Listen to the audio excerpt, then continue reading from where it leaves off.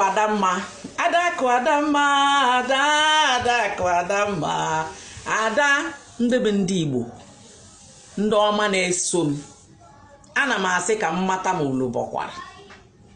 Ana m asị ka mmarụ ma obi ọdịkwa unu mma. Ndị bụ ndị Igbo ndị na-eso ma ndị na-anụ asụsụ Igbo. O nwere ndị abụrụ ndị Igbo ha na-anụ asụsụ Igbo, ha na like ihe Igbo na-adịfa mma.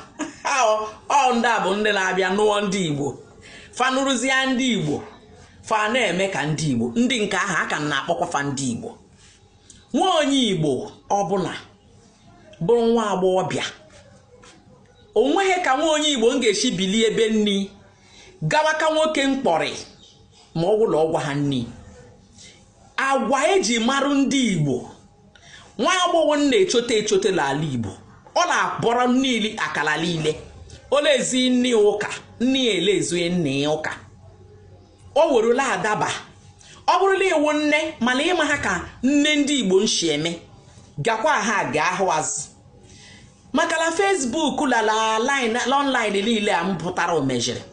Ụmụazị oyi mbụla ịmara mgbe aha ala eme oyi, o nwere ike ọbụlagola nwa onye lala anyị ndị lala ama ndị mmadụ la amaka ọ ahịa ahụ bifo mmadụ egbuo ibi. Mana abịaziala online o nwere ike nwaanyị ala achatị ụshịla anya wụ nwoke eri ama ha wụrụ nwoke la achatị ụshịla ọwụ nwaanyị ama ha alọkata apali ya akpafuo. Ndụ mmemme ihe ewu ndụ ala akpa ha agwa ndị Igbo. Ile akpa agwa ndị Igbo, nwoke ọwụla mgbaru titi ị ga-agwa nne ebe ọrụ nne ị bịatakwerechi ihe ime nwere mbụ gwara m ewe owe obe ọrụ oshio lee ka isi eme gosi onye ahụ bịa onyowewu. Mgbe m echo o nwere ndị ma agba m titi papa ukwu m ma ndị ahụ o ruo ha gwa ha mụla ha ga-ekwe papa ukwu m ewuru nwayọ leregharị. Nwoke onye Igbo lejegharị na-esogharị nwaanyị ma nwanne nwoke ma nna ma papa ukwu ma onye ọbụla. Maka gịnị? Maka na ịbụ ọrụ nne wa akala ile apị pipipi mmadụ la akpọ marụkwala ụfọdụ a ma akpọ nshila ha wụ nwoke ahụ nwoke, marụla ụfọdụ a ma akpọ nshila ọwụ nwaanyị ahụ nwaanyị. Bọsarụ mmadụ akala ihe eji ama nwa agbọghọ onye Igbo. Nwa agbọghọ onye Igbo ezuzu onwe nwa agbọghọ onye Igbo ahụ alọcha ọgaji ji ya ashịla ji ile obodo oyibo ọtọrịrị gababe nwoke emeghi Igbo emeghi. Ndị Igbo na-eweta ajọ agwa.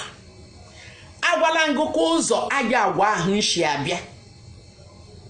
Ụfọdụ owu ndị Ghana mụrụ ha nwere onye Igbo, ha ala akpa agwa ewurulila alụ olu nta mana iwu onye Igbo mana ya akpa ha agwa ndị Igbo chigharịa ma kegharịa.